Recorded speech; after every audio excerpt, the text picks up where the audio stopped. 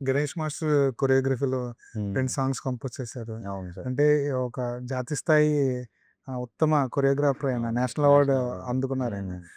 ఆయనతో ఎక్స్‌పీరియన్స్ ఎలా ఉందండి? ఫస్ట్ ఆయన ఆయన ఆయన సాంగ్ చేసినప్పుడే చేస్తున్నారని తెలిసినప్పుడే చాలా ఎక్సైటెడ్‌గా ఫీల్ అయ్యాను. అండ్ దెన్ కొంచెం నర్వస్‌నెస్ ఎందుకంటే ఆయన 'దేవర' లాంటి సాంగ్ చేసాడు. అసలు చాలా నర్వస్‌నెస్ అంతా ఉండే. బట్ ఆయనతో మాట్లాడినప్పుడు నీకేం కాదమ్మా నేను చూసుకుంటానని చెప్పి కూల్‌గా అసలు అంటే ఇంత మంచిగుంటాడా అని నాకు అనిపించిందనమాట. చూసి మంచిగా 10 డేస్ ప్రాక్టీస్ చేపిచ్చి షూట్‌కి తీసుకెళ్ళి మంచిగా జాగ్రత్తగా షూట్ చేపిచ్చి చేశారనమాట అసలు. డెబ్యూ సినిమా చేస్తున్నప్పుడు చాలా నేర్చుకుని, చాలా హ్మ్. అర్థం చేసుకొని సినిమా చేశారు. కానీ సెకండ్ సినిమా వచ్చేసరికి జోనర్ మారిపోయింది. అవును సార్. మీరేదైతే నేర్చుకున్నారో అదంతా మళ్ళీ మర్చిపోయి, మళ్ళీ కొత్తగా హ్మ్. నేర్చుకొని మళ్ళీ ఇంకొక జర్నీ స్టార్ట్ చేయడం. అవును సార్. ఒక రకమైన హ్మ్. ఎక్స్‌పీరియన్స్ ఇది కదా! అంతే సార్. ఇప్పుడు అదే అంటున్నా. ఫస్టేమో ఆ పొలిటికల్ డ్రామా. ఇదేమో complete world building. So, different characters అనమాట. అక్కడేమో వాడు ఒక రూరల్‌లో ఉండే ఎట్లా పైకొచ్చేటోడు. అండ్ ఇక్కడేంటంటే కంప్లీట్ డిఫరెంట్ క్యారెక్టర్ అనమాట. వాళ్ళ ఫ్యామిలీ జోలికొస్తే ఏం చేస్తాడు? ఏంటి? ఆహ్, అండ్ నాగసాధు గెటప్ చూసినా గాని ప్రతీది ఏందంటే దేని దానికి కంప్లీట్ వేరియేషన్ ఉంటది. సో, దానికోసం మేము వర్క్‌షాప్ చేసామన్నమాట సినిమాకి. వర్క్‌షాపు అండ్ నేను పర్సనల్‌గా నన్ను నేను ఆహ్ ఎవాల్వ్ చేసుకుంటూ ఎట్లా, ఏంటి, ఏం చేద్దామని. సో, అట్లా నన్ను నేను ఎక్స్‌ప్లోర్ చేసుకుంటూ వచ్చా సార్. అండ్ ఇప్పుడైతే అది చేసా, ఇది చేసా. మరి నెక్స్ట్ ఏంటనేది చూడాలి. 'పెద్ద కాపు' ఎలా అనిపించిందండి? దాని రిజల్ట్ ఎలా అనిపించింది? రిజల్ట్ పెద్ద కాపు రిలీజ్ అయ్యాక అందరూ పెర్ఫార్మన్స్ గురించి మాట్లాడారు. అంత బావుందని చెప్పారు. అండ్ బాక్స్ ఆఫీస్ దగ్గరికొచ్చేసరికి అనుకున్నంత రిజల్ట్ రాలేదు సార్. డిసప్పాయింట్ అయ్యారు ఆ విషయంలో. ఎందుకంటే ఆ! 'పెద్ద కాపు' అన్నది నిజంగా అందరికి సర్ప్రైజింగ్ ఎలిమెంట్ అది. అవును సార్. కొత్త డైరెక్టరు, కాస్టింగ్ హ్మ్. చూస్తే ప్రతి క్యారెక్టర్‌కి ఒక మెయిన్ చాలా అవును. ఇంపార్టెంట్ వాళ్ళనే తీసుకొచ్చారు. హ్మ్. టెక్నికల్‌గా చాలా బావుంటది. 'చోటా' గారు కెమెరా అవును. కెమెరా వర్క్ చాలా చాలా అద్భుతంగా బావుంటది. ఉంటుంది ఆ అవును సినిమాలో. సార్. హ్మ్. బ్యాక్‌గ్రౌండ్ స్కోర్ చాలా బావుంటుంది. అవును. ఇన్ని బావుండి రిజల్ట్ రాలేదంటే ఎక్కడో మనసులో ఉంటుంది కదా! హ్మ్. ఇంత కష్టపడ్డాము అవును అని. సార్. అందులో ఫస్ట్ మూవీ. అవును. ఆ! అది ఐ మీన్ ఆహ్, ప్రతి సినిమా అంటే సినిమా హిట్ అయితే ఒకలాగా, ఫ్లాప్ అయితే ఒకలాగా అట్లా గాకుండా, కాకపోతే కొంచెం స్ట్రెస్ అయితే ఉండేది సార్. అంటే అనుకున్నంత రిజల్ట్ రాలే అని జెప్పి చాలా బాధపడిన సిట్యుయేషన్స్ అయితే ఉన్నాయి. కాకపోతే దాంట్లో నుంచి బయటకొచ్చి నేను అర్థం చేసుకున్నానన్నమాట. ఆడియన్స్‌కి ఇంకా ఏం గావాలి? ఇంకా ఏంటి ఫర్దర్‌గా మళ్ళీ అని జెప్పి ఆలోచిస్తున్నప్పుడు ఇలాంటి సినిమా వచ్చింది. అండ్ అప్పుడే మనకి పాన్ ఇండియా సినిమాలన్నీ హిట్ అవ్వడం స్టార్ట్ అయినాయి.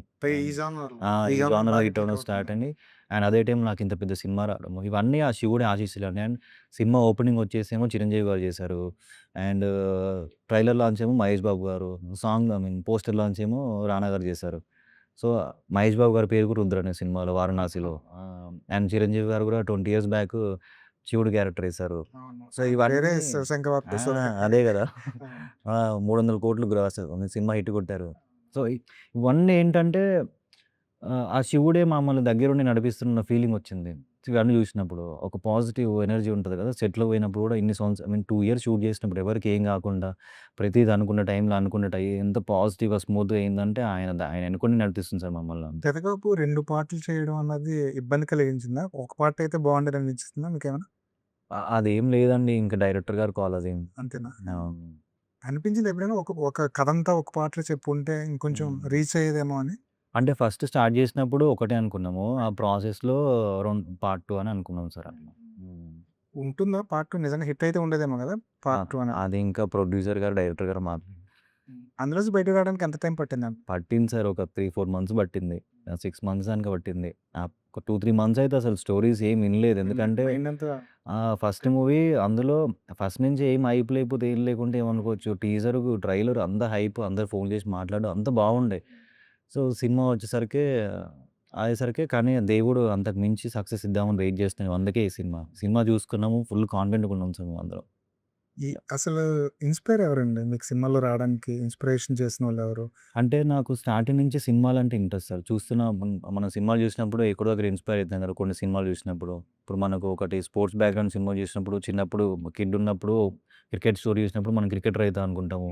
అట్లా పెద్దగా పొలిటికల్ సినిమా చూసినప్పుడు పొలిటీషియన్ అయితామని. అట్లా ఒక్కొక్క స్టేజ్‌లో ఒక్కొక్కటి అయితూ ఉంటాం కదా! సో, అట్లనే నాకేంటంటే సినిమాలు అలవాటయినాయన్నమాట.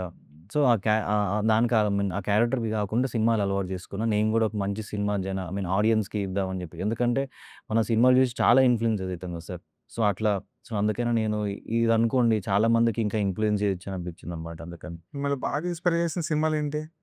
ఇన్ని సినిమాలు చూసుంటారు కదా! అవును సార్. ఏదైనా సినిమా చూసిన తర్వాత కాదు మనం హీరో హ్మ్. అయిపోవాల్సిందే అని చెప్పి అట్లేం ఏ సినిమా అనిపియలేదు చూసిన సార్. తర్వాత అనిపించింది? అదేం అనిపియలేదు సార్. ఏ సినిమా అట్లేం లేదు. కాకపోతే సినిమా చూసి నేను నేర్చుకున్నా. ఒక లార్జర్ ఆడియన్స్‌కి చెప్పడానికి ఒక ప్లాట్‌ఫార్మ్ దొరుకుతుంది అని చెప్పేసి అనిపియనమాట. హ్మ్. 'రవీంద్ర' గారి సపోర్ట్ ఎంతవరకు ఉంటుంది? ఆ సినిమా వరకే సార్. అంతే.